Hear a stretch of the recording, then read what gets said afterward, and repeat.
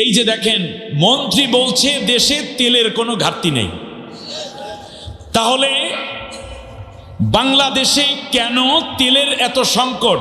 1 litre তেল 200-220 টাকা দিয়ে রোজ যেই মোটরসাইকেলগুলো চলে, গাড়িগুলো চলে, তাদের কেনা লাগতেছে। বাজার কি 134 টাকার তেল কেমন করে 200 টাকা হলো? কেউ না কেউ এটাকে সিন্ডিকেট তৈরি করে তেল মজুত করে রাখতেছে, যার কারণে এই কষ্টটা হচ্ছে। এরকম লাখ মোটরসাইকেল ড্রাইভার আছে যারা এই মোটরসাইকেল চালানোটাই তাদের জীবিকার একমাত্র উৎস, একটি পরিবার চলে। এখন এই শিল্পপতিরা, তেলের মালিকেরা এবং তেলের পাম্পের মালিকেরা তেল এখন, সেই দিন দেখলাম তেল রেখেছে পাম্পের ভিতরে যে আন্ডারগ্রাউন্ড, সেখানেও না, সেফটি ট্যাঙ্কির মধ্যে ককটেল ঢুকাই রাখছে। কি অসভ্যতা! আমাদের উপর আল্লাহর রহমত আসবে কি করে? আমরা তো ঠিক হই নাই। মন্ত্রী সংসদে বলছেন তেলে সংকট নাই।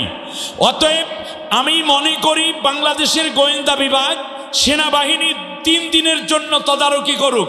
যাদের পাম্পে দেখা যাবে তেল তারা মজুত করে কৃত্রিম সংকট তৈরি করেছে, সমস্ত তেল বিনামূল্যে মানুষদেরকে দিয়ে দিতে হবে। শুধু ওই 50,000 1 লাখ টাকা জরিমানা নয়, প্রয়োজনে ওদেরকে পাম্পের সাথে বেঁধে চিৎ করে তারপর সমানে পিটাতে হবে। এই পাম্পের মালিক যারা সরকারকে বেকায়দায় ফেলতেছে, সাধারণ মানুষকে কষ্টের মধ্যে ফেলেছে। এগুলো কি? মানুষকে কষ্ট দেয়া হচ্ছে। আমি এই কৃত্রিম সংকট কেন হচ্ছে, গভর্নমেন্টকে সহযোগিতামূলক একটা কথার দৃষ্টি আকর্ষণ দিতে চাই।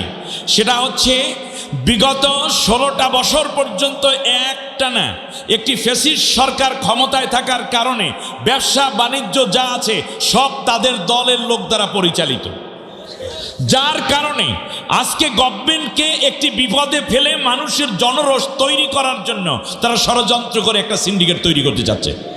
এই সিন্ডিকেট ভাঙতে হবে। এক, দ্বিতীয় হচ্ছে যেটা, এটাকে আরবিতে বলে ইহতেকার, এইটা করা ইসলামে হারাম। এটা ইসলামে কি সম্পূর্ণ। মানুষগুলো সকাল 9টায় যায় লাইন দিতে, রাত 2টার সময় তেল পায় 2 লিটার।